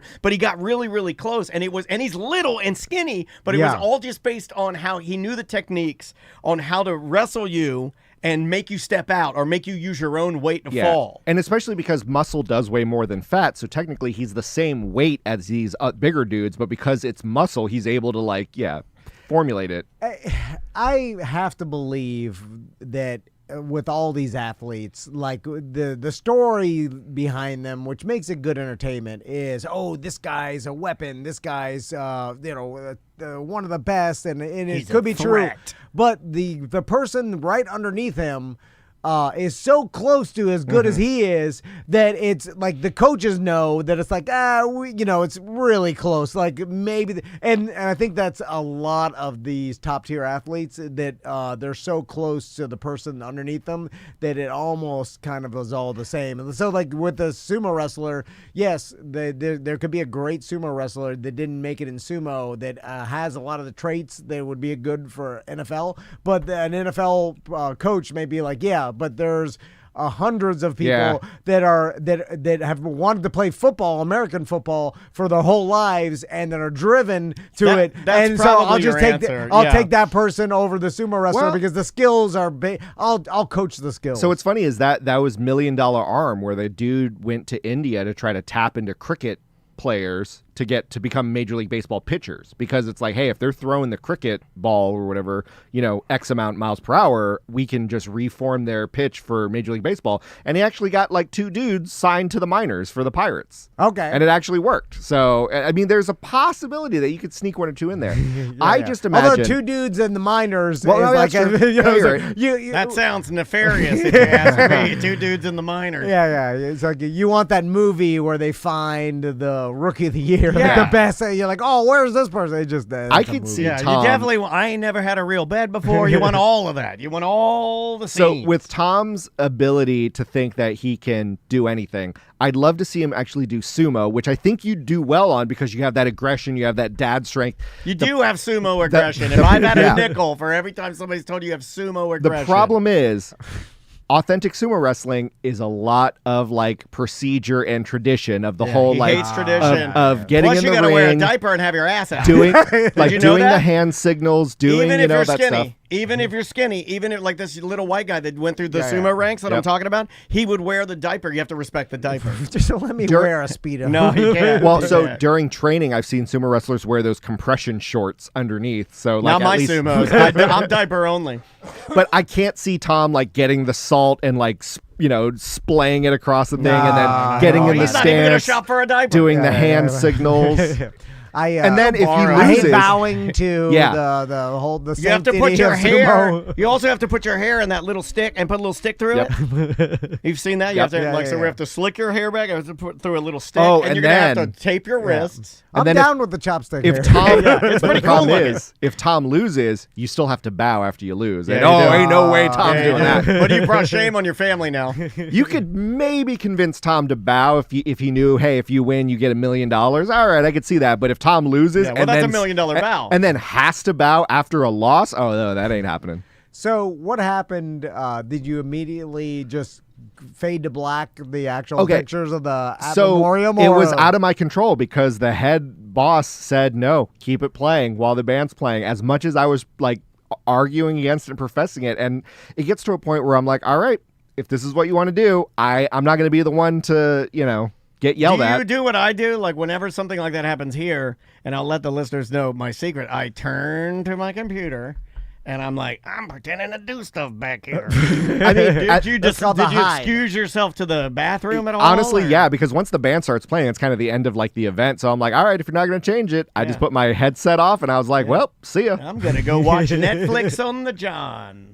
Oh, I love DC though. I hate how expensive it is, but I love the city of DC. Me too. I It's always have great- a great time when I go to Washington, D.C. I very much enjoy their public transportation, and the food there is really good, and the Oh. music there is really good. Food is great, just not at a food truck there, Tom. Yeah. Always ask the prices. Yeah.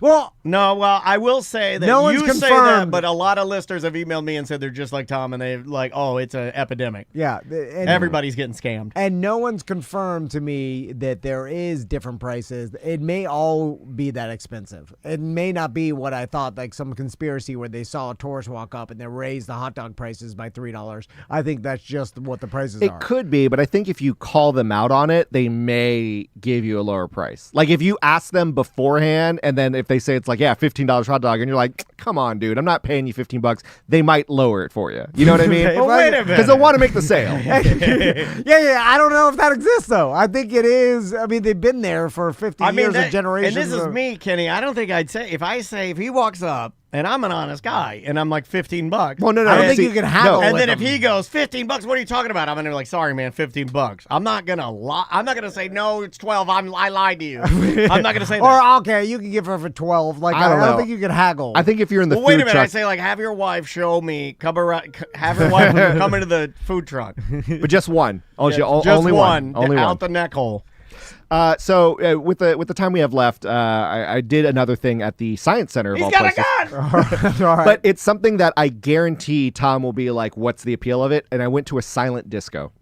I saw this on your social media. Yep. Yeah. And with the silent disco, it was 90s themed, but you can change the station on your Bluetooth headset. So you can listen to like alternative rock, R&B, or pop. Can you hook it to your own phone and just listen to whatever you want? I mean, in theory, yeah, but like, yeah, so I don't you- even want to listen to this stupid DJ. there were 3 different DJs. If you didn't have the headphones on, it's everyone singing off key to whatever channel they're listening to. So at any given time, you'll have like a third of the crowd singing Spice Girls, a third of the crowd like grinding to Pony, and then a third of the crowd headbanging to Nirvana, all at the same time. And it is utter chaos with it. Is it in like where you're like, oh, this I could see the appeal of this, Yeah, or or is did you it so feel- novelty that it's like Did this you is feel bizarre? detached? No, at it was a lot of fun all? because so they were colored, the headphones. You can't say that. You I cannot knew it, say damn it. that. Get the hell out of here. So the headphones lit up based on what station you listen to. So if you saw that the crowd started flooding red, then everyone was like, ooh, what's on red? Clearly everyone listens to it. And then, everyone like would be... visual. Yeah, cues you would get a and- visual, and then it's like, oh, everyone's going to blue now. So then everyone would do that. One of the Nah, issues man, that stay it on green. they were doing that song, This Is How We Do It, but it was playing on the pop station and the R&B station, but but at different points of the song.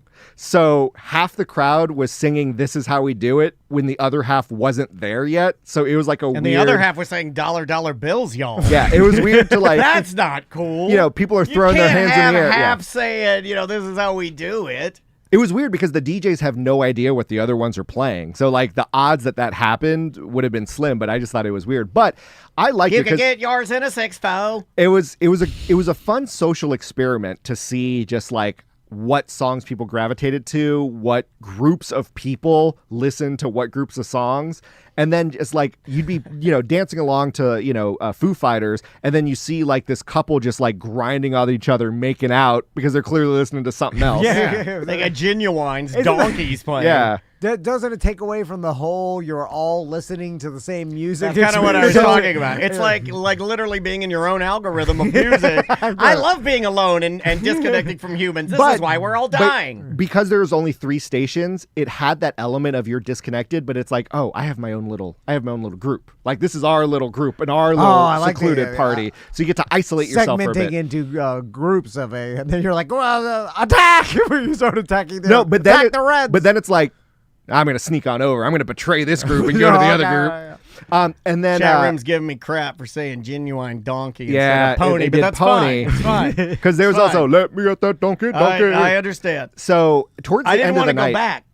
It was like a 4-hour thing. It was like from 7 to 11, which I think, because it was a 90s theme, so you had a lot of people in their 40s and 50s there. Okay. And I think that was 4 hours was too long. Because that last hour, I think the DJ started running out of like songs to play that people would enjoy. So they started playing like Cardi B and like stuff from the last 5-10 years. And then it was like, this isn't fun anymore. How do you run out of 90s? Well, that's what I thought too. Yeah, you just play Third Eye Blind until everybody goes home. Like, I understand if you played like, Bobby Brown from the late 80s or like NSYNC from the early 2000s, but then the alternative channel started playing like Bohemian Rhapsody. And then I'm like, what the hell are we doing here? Alternative. Yeah, it just started trying to, and then they started for some reason doing the YMCA, but because only like a third of the crowd's listening to it, you had no idea what the hell's happening, and then everyone starts like a third of the crowd does YMCA. This sounds like a mess. It was utter chaos, but it was for what it was a lot of fun. Okay, all right. Now, would I do it again?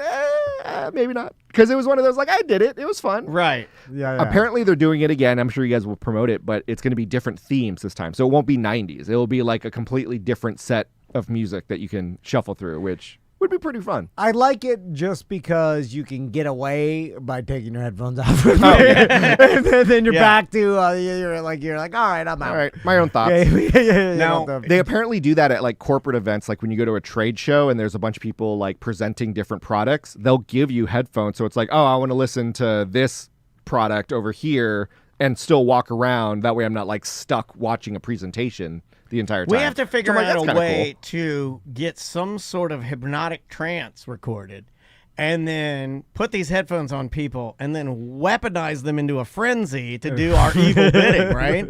You put the headphones on them, you play the hypnotic recordings, then and then you, like, let's say we're at a beach, and then you're like, we're all gonna go and attack that beach stand and steal everything from it, put it in this U-Haul. You need to sneak in the code word, so when you say the code word, and then you're like, it go with it. They're all like, they're like a bunch of zombies just stealing beach towels and shoving everything in a U-Haul.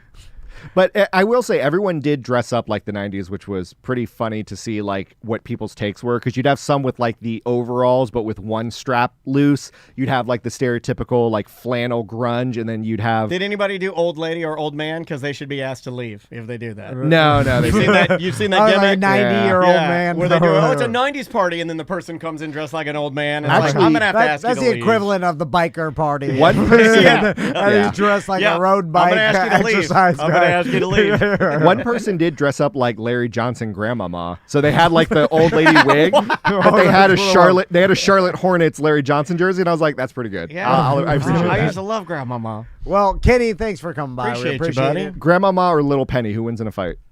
Grandmama. Little yeah. Penny too small, too Yeah, weak. but have you seen Tales from the Crypt, the movie? Those, like, if you get enough of those little dolls, they'll murder you. They when they did the logo release, Orlando Magic, it was Tales from the Hood. They had a whole area where they had a collector must have given them for the all the little release, pennies? they had all the little pennies behind glass, so you could see them all and take photos with them. It was really cool. If they come to life, I'm running. No, they were just in boxes, and they're like somebody's real That's pretty collection. Yeah, it was wild. I will never be afraid of a doll or a leprechaun. There you go. You heard it here first. That's why this business works so well. Take that, Dan. I knew it was coming. I just didn't know where. That's coming from two tall It people. can come from anywhere, man. It can come from anywhere. All right, we'll take a quick break. We'll be right back with more corporate time. Welcome back to a corporate time. Scotty and Kaylee are here. Oh, God! I pull it. That was on purpose. You did that on purpose. I love doing that. I don't know why. So unprofessional. You know, it's a very powerful thing to have guests in here and then get their names wrong, because it's like, you're in my house now. I'm going to call you what I call you. Sorry. Scotty and Kaylee. Oh, God. Oh, you did it right. Callie. That was real. That was a real one. That's just to prove that I'm actually dumb. I just don't want any confusion. Kaylee's here. Callie, sorry. Oh, God. Callie. He did a double reel.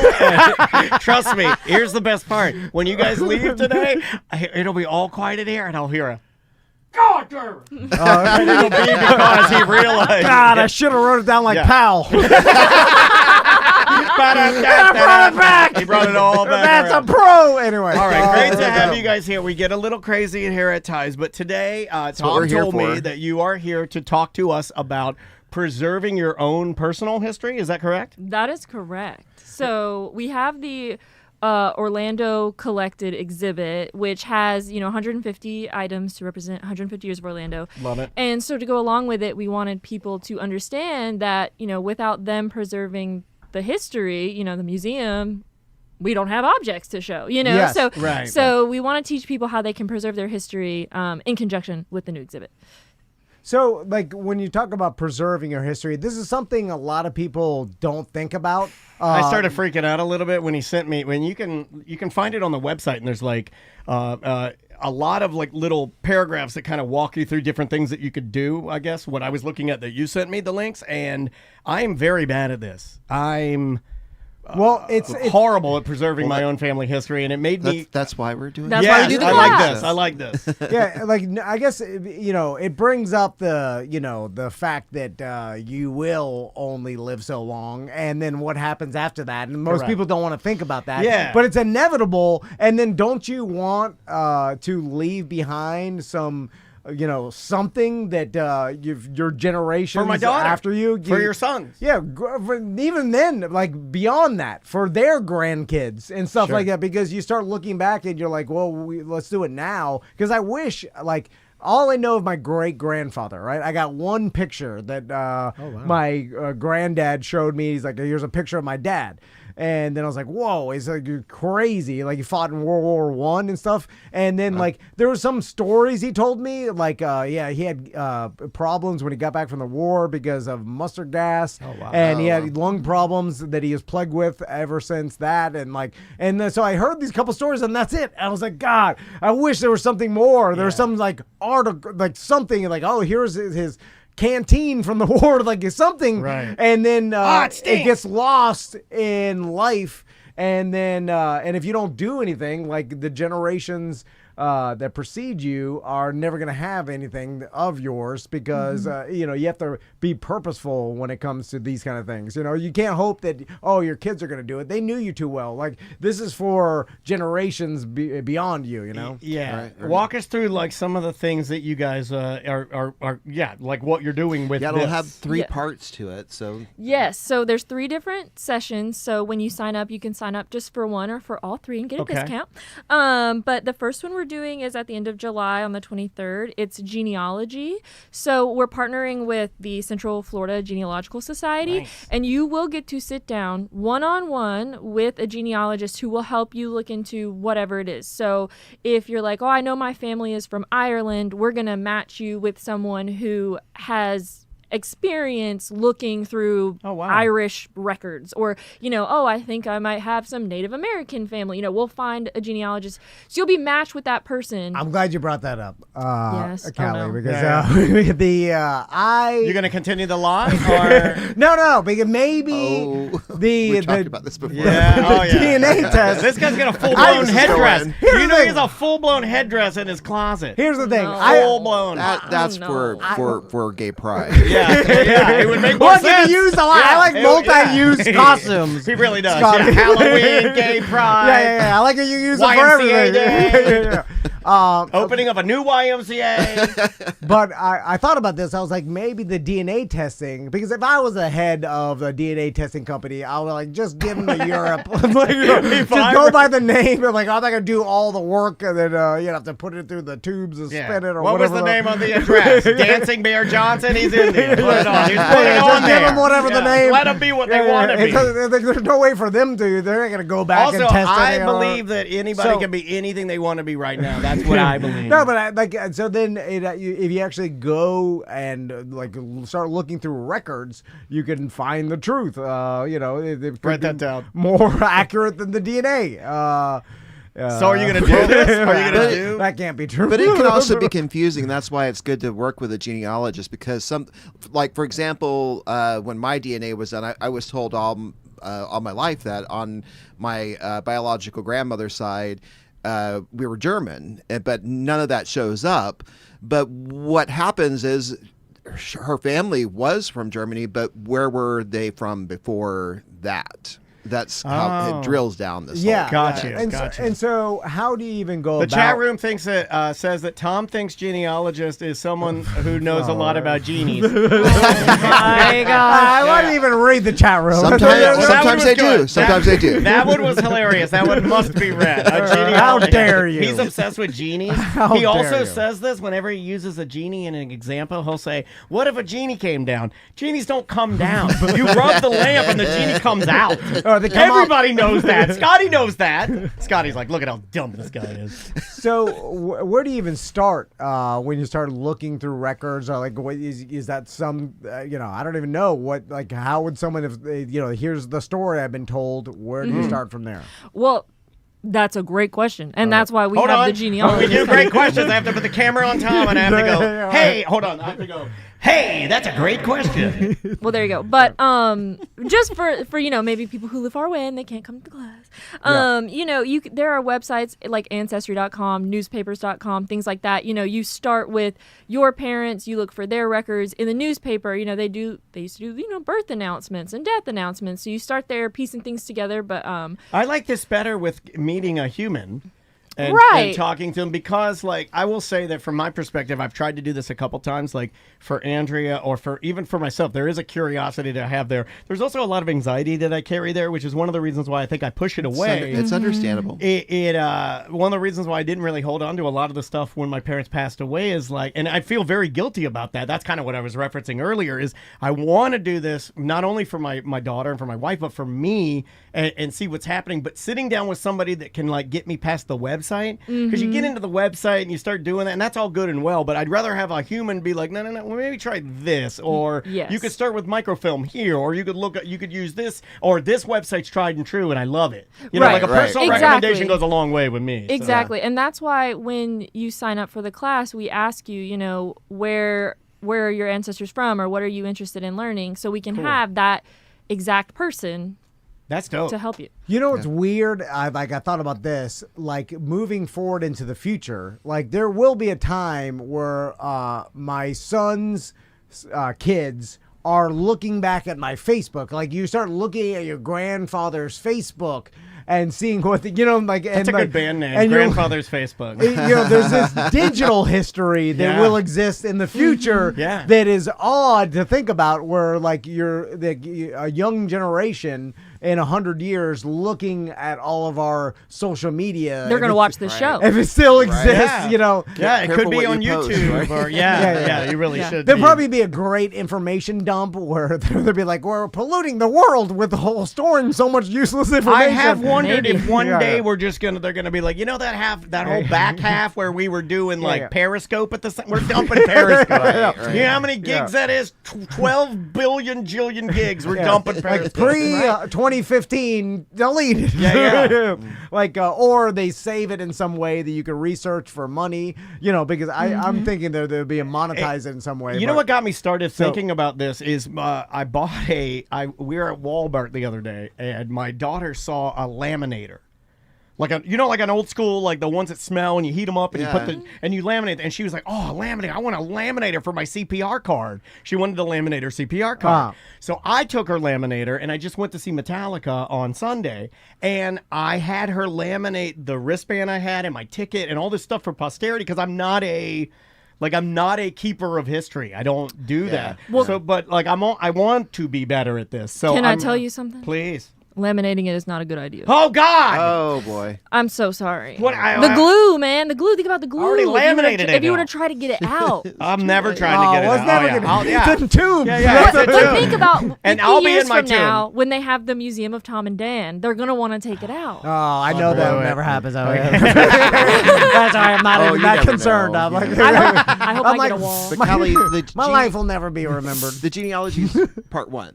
That's just part one. Okay, all right. There's 3. So part 2 is we're calling it making a time capsule. So we're going to actually teach you how to properly store items like your wristbands. Yeah, Gatorade and we'll bottle. say, don't laminate them. But you can bring a photograph, you can bring jewelry, fabric, whatever, anything that can fit.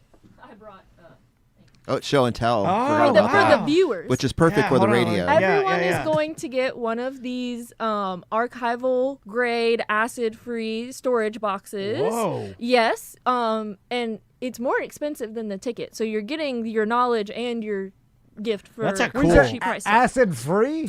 Acid free. Yeah. What does that mean? It doesn't have acid. I like that. I like put that. Somebody I don't know. I thought that was a standard box trait. It's like, I've never bought a box, and I'm like, oh God, God, it's filled with acid. My eyes. I spilled it on my shoes. I'm sorry. I had to say that. Well, I think it's more like, you have now someone's going to be like, that's not what acid free means. And I'm going to be like, sorry. You don't worry about it. This guy, you know what he does? Don't He worry gets about people what they on there and he think. puts them on the spot. He loves it.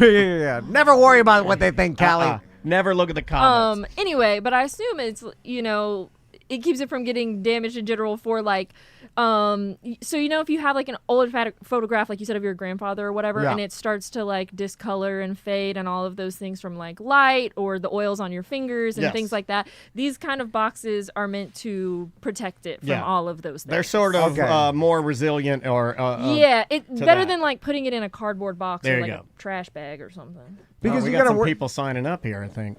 So, and when it comes to making a time capsule, because I'm sure, like, people are familiar what time capsules are, but I bet a lot of people haven't made one themselves for the future, which, again, less fun than finding one from the past. Like, I've made a couple of time capsules because that was my generation. I don't know if Scotty, because I know we're similar in age, but like I have been a part of multiple time capsules. I did one at DeLand Middle School. I remember it like I remember what I was wearing. Purple shirt. I had white shorts on. Come on, dog. Well, white shorts. I was rocking white shorts. In the 80s, the height of the time capsule. Yeah, We were like, I was remember, killing it. And white shorts. It was time capsules and white shorts is all we had in I the 80s. remember you were constantly digging them up from the 50s. Yeah. And then people were like, oh, wow, look at this. And then You some wanna know what I teachers put like, in there? I was alive then. It was not that long Do ago. you want to know what I put in there? What? I put in there the lyrics to Huey Lewis and the News, Tip to Be Square.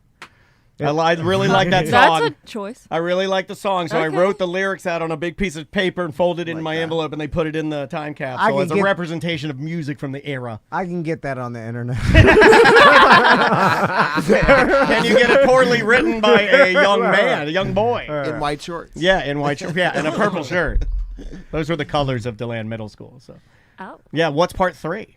Oh, well, part 3 is oral histories. So if you think about just how people told stories and kept their history over time, it's through telling each other, right? They would sit around and, my grandma did blah, blah, blah. Tom is the king of oral history. Yeah. That's all I do. Yeah. Yeah. So what we're going to do is we're going to have our historian who does our oral histories at the museum come and teach you how to do your own oral history. We're also going to have like a giveaway so you can get like a nice like fancy voice recorder. Yeah, they're giving away like a Sony USB recorder that you can like record your voice to. And like if you wanted to start doing a little bit more prosumer version of oral history, it was kind of like what we do daily. I kind of feel like you and I, like and it's probably the only part of my history that I'm good at is in here.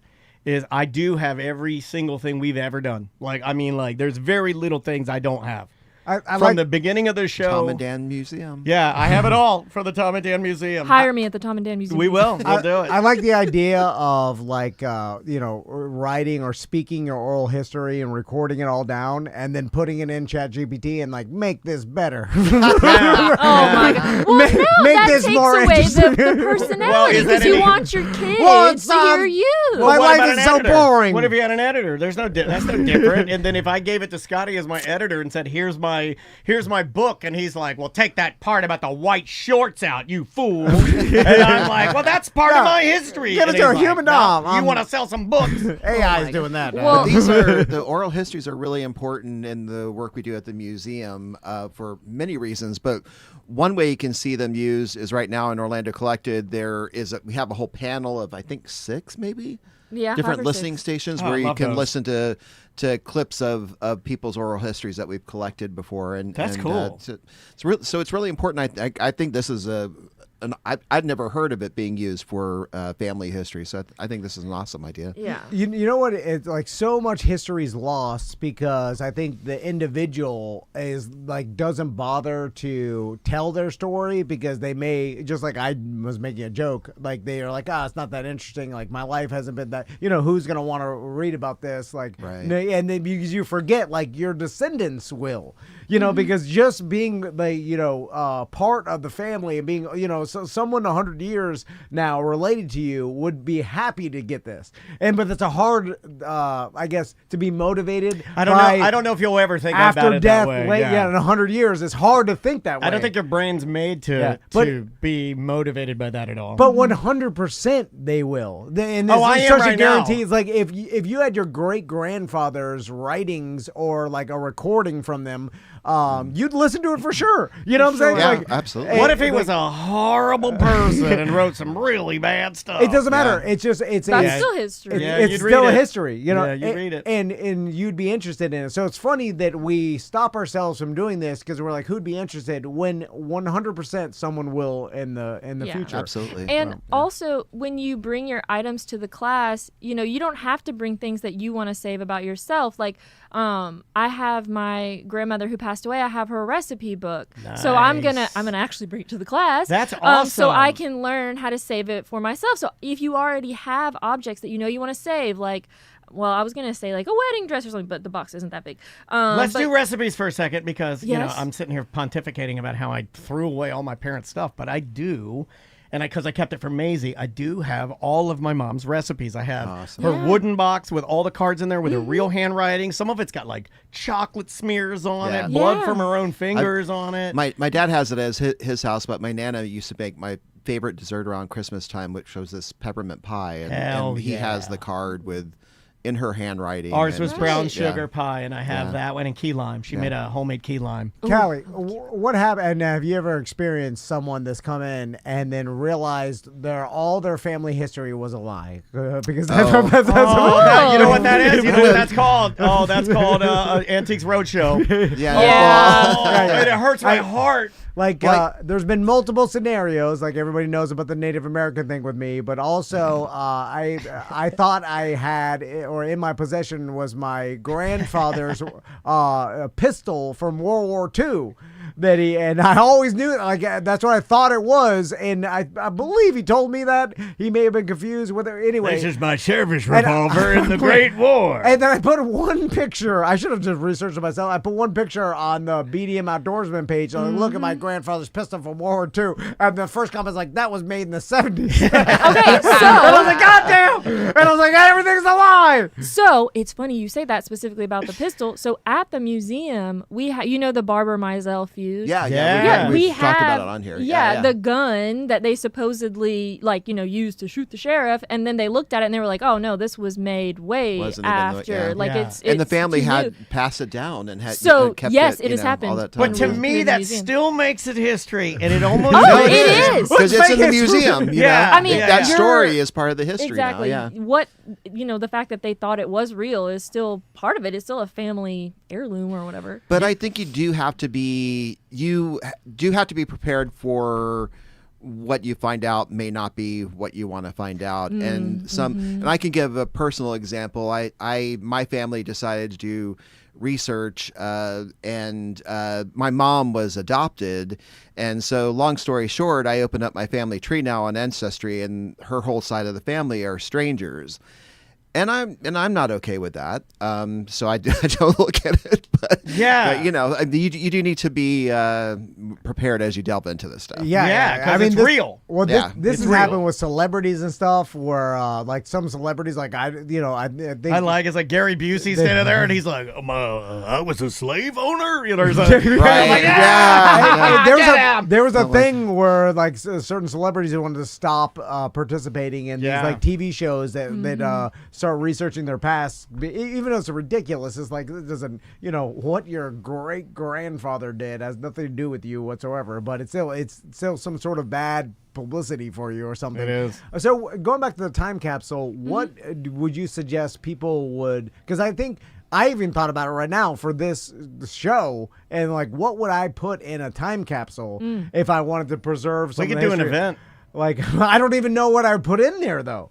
You know what I'm saying? Like, well, you'd have to put a flash drive of all the original 159 shows. You'd have to put them. I would probably take the first T-shirt that we ever printed. I have one of those. I'd roll that up and put it in there. Okay. I'd probably put the original stickers that Enemy Inc. made us. Oh my gosh. I'd put one of our Orlando Weekly Awards in there that we're not nominated for this year. I don't know why. The show is easy, but I'm saying, what about your life, your own personal life? Like, for my life? Yeah. It's like, I don't value my life. Well, most people don't. Then bring something from somebody else's life. I mean, I'd put something from my wife and daughter in there. Yeah, there you go. Life. Maybe you want to bring like her first little baby shoes. Yeah, all right. But there's so many things I could think of. There's like, a guitar that you liked, or some drumsticks, or something that showed stuff like that. You know what I'm saying? Yeah. Like, because you start building, you're like, oh, I didn't think of it, and is that kind of like, it gets you to start thinking about like, what should I preserve for future generations? Yeah. So, like I said, when you come to the class, we ask that you bring something that will fit in the box. But if probably no guns, right? Oh, because yeah, we were please talking don't bring about a weapon. that. Yeah, we were talking about that. I just want to make sure that everyone's like, "Oh, I'll bring my gun." Oh, no, don't bring your gun. Yeah, don't bring a weapon in the museum, please. Bring something other than weapons. Yeah, don't bring a weapon. There you go. But however, if you have other ideas like a guitar or a weapon, or something that won't fit in the box, our historian from the museum will be there, and you'll be able to talk with her, and she'll help you figure that out. So that's another good part, is if you don't even know where to start or what you might want to bring, this class is still for you. We'll get you there. We're also going to have a nice little light box set up so you can take nice professional photos of whatever you bring too. So you'll have a nice photo of it, even if something were to happen to it, floods, hurricanes, whatever. I thought of something I could put in there. Wow. The people that repurposed Trinity United Methodist Church in DeLand. I forget what it's called now. It's like a food hall, and they have an entertainment venue, and you could get married there, and you can live there, and they've done a beautiful thing. When they disassembled the organ my mom played, they gave me some of the stoppers that she pulled out. Oh, wow. And I have a few of those that I haven't figured out what to do with yet. In fact, they're kind of like so precious they're hard to look at, kind of, so to speak. Yeah. I'd put those in there. That would definitely go in there. Because that's such really a great cool. representative of what my mom loved, music, and her hands actually touched them. Exactly. Just preserving documents too. Like That's a good one. It bothers me all the time because like my grandfather had this Van family Bible that his family had that was passed down to him. That's cool. And then it's sitting That's in a, cowboy stuff. I think, and there's some writings in it from like I even think like some of his family, you know, That's and then cool. it's sitting in a Rubbermaid No, you in gotta my get- attic. you gotta get that out of there. I know, right? And then it's I'm like, oh god, I have to get up there so hot. So lazy. That's the problem with history. It's so hot. Right. And then I'm like, It takes so much effort. Oh God, Scotty. I'm so tired. But you know, I need to actually do something about it because I it's didn't know such a travesty. Now, pardon, I'm not even making any jokes. But this is what I don't happens. believe I have ever heard about the Van Family Bible with writings in it. That is so cowboy it hurts. I don't have anything even close to that. Yeah, but dude, that's cool. But the writings are not. This is where the treasure's at. It's not even interesting. See how stupid we are. It's like, dear Gertrude, I love you. I don't know what cool, that. But who's Gertrude? I have no idea. You got I'm some like, work to do. where's the treasure, Van? Where's the skull and crossbone treasure? He wants to take his fish back.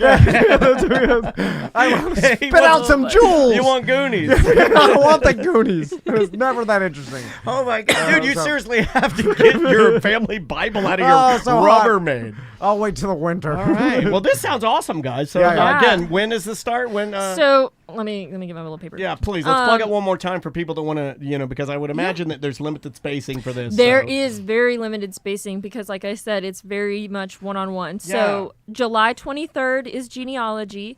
August 27th is the time capsule. September 17th is the oral history. Cool. And so each session is only $20, which let me tell you, if you were to go and like watch a genealogy class online, it would be like $75. So the fact that for $20 you are getting supplies, time Humans. with a historian, something Yeah, like that. yeah. Or you can register for all three. For You get an air $55. conditioner You for get a that discount. too. $20 worth of Discount. air Right. Oh, conditioning. we're going to air condition it. Yeah. I like. I like. It'll Sure. be cold. Yeah, in there. it's human. Like this is the new things we have to advertise now that there's AI. You got to go. There's humans in air conditioning. Humans People are like, in what? air. I love it. I know. And Did you say that price for that? it's $55, so you save $5 for And then all three. also, if you're a member, Oh get yes, a there's discount on an it. additional $5 off. Oh, if nice. you remember. Also, Very we cool. are doing giveaways from one of our sponsors, Gaylord Archival, which is the same brand that we use at the museum. So you're getting the real deal stuff. We're going to give away one of these. Well, everyone's getting a box that comes to the time capsule, You but get a box. you'll You get get an a box. extra, exactly like Oprah. But you'll get one of those, but it's going to include a family archives kit. So it's going to have like gloves, folders, papers, and things like that. We also have this leather bonded 300 page photo album or 300 photos. So again, acid free archival quality photo album that you could get, the recorder that I mentioned earlier, a USB. And then we also just have some other fun stuff like tote bags and whatever. But so if you come, you're automatically entered to win those as well. Very, very cool. Awesome. And that again is July 23rd. Correct? July Kicks 23rd off is, then, is yeah. the first one. Mhm. There you go. Awesome. Hey, always good seeing you guys. That was Yeah, killer. thanks for having us. Can't Yeah. wait to see where that goes. Also, don't forget on the 19th is third Thursday. Yeah. And that's your chance to, check out the History Center for free. And that is from 5 to 9 p.m. So Another announcement, July 4th, we are going to be open. Oh, wow. So we've kind of taken a look at, usually we kind of mirror the Orange County government schedule. We've taken a look at some of the dates and realized it doesn't make much sense when people are out of school, et cetera. We're, some of these days we're closed. So we're giving July 4th a shot. So if you happen to be, hey, go downtown early for the fireworks, sort out your parking and come stay